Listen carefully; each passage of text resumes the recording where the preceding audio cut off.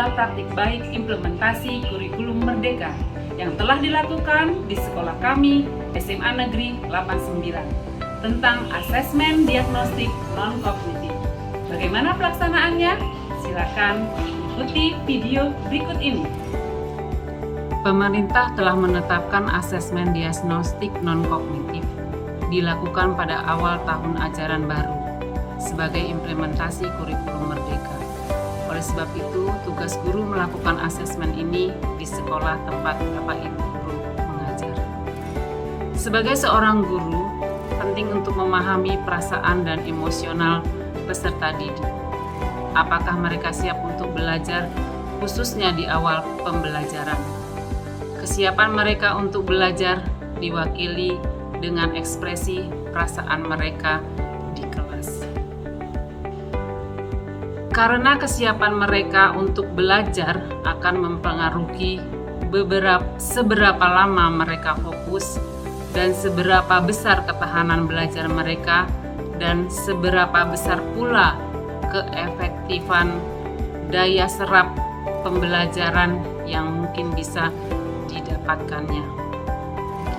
Dalam memulai pembelajaran, guru akan bertanya bagaimana perasaan atau kabar peserta didik.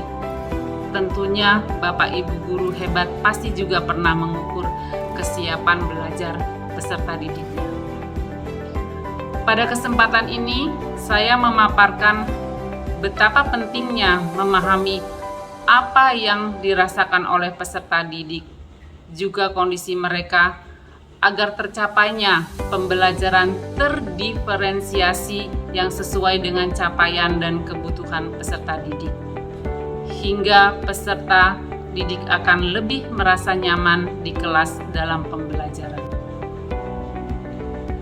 Pada masa awal pandemi, sekolah, guru, dan peserta didik tidak dapat melaksanakan pembelajaran secara luring. Kesulitan dan tantangan sangat dirasakan tidak hanya oleh guru tetapi juga oleh peserta didik. Tantangan bagaimana cara mengetahui kesejahteraan psikologi dan emosional peserta didik, aktivitas siswa selama belajar di rumah, dan kondisi keluarga siswa.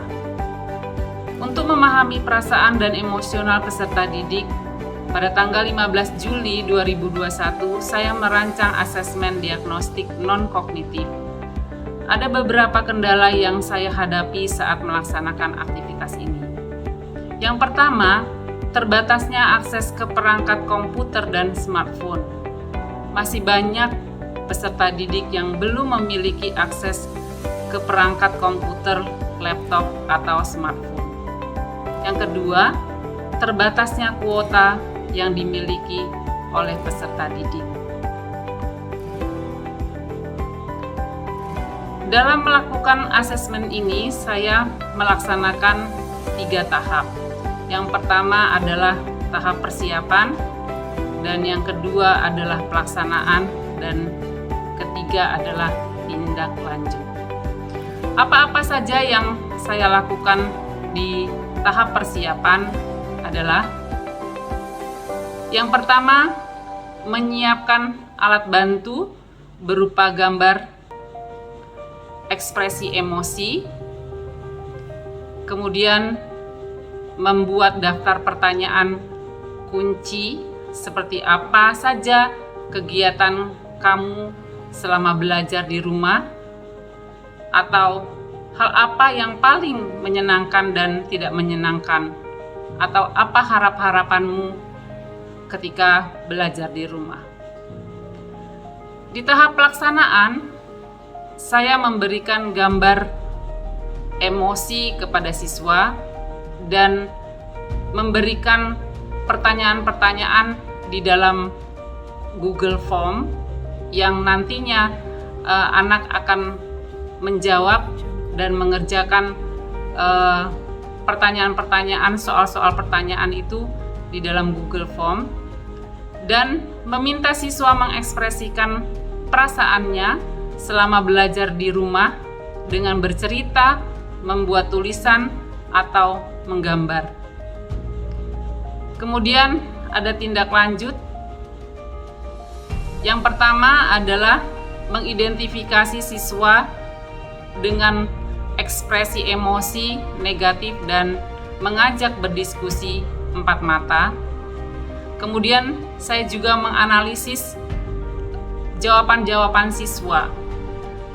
Kemudian menentukan tindak lanjut dan mengkomunikasikan dengan siswa serta orang tua bila diperlukan.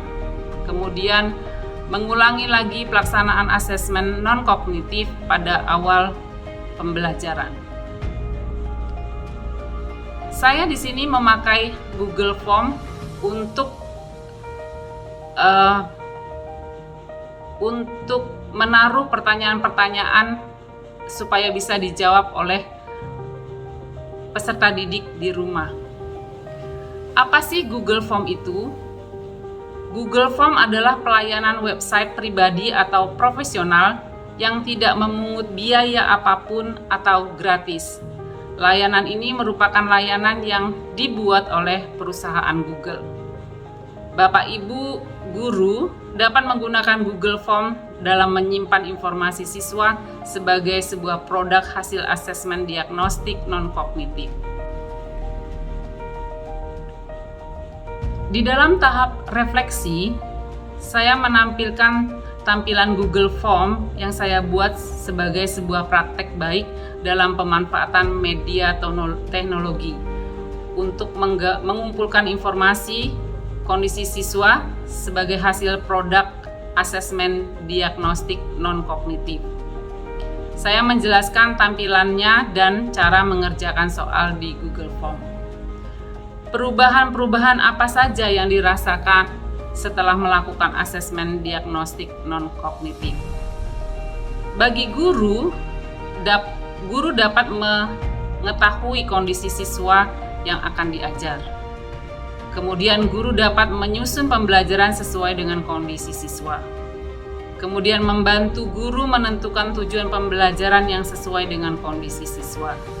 Dan ini adalah yang paling terpenting, guru dapat melakukan pembelajaran yang terdiferensiasi kepada peserta didiknya. Ini merupakan implementasi kurikulum merdeka. Dan yang terakhir, peserta didik lebih merasa nyaman ketika belajar di kelas. Demikian video praktek baik ini yang sudah saya lakukan di sekolah sebagai implementasi kurikulum merdeka. Semoga bermanfaat bagi kita semua. Terima kasih, salam sehat.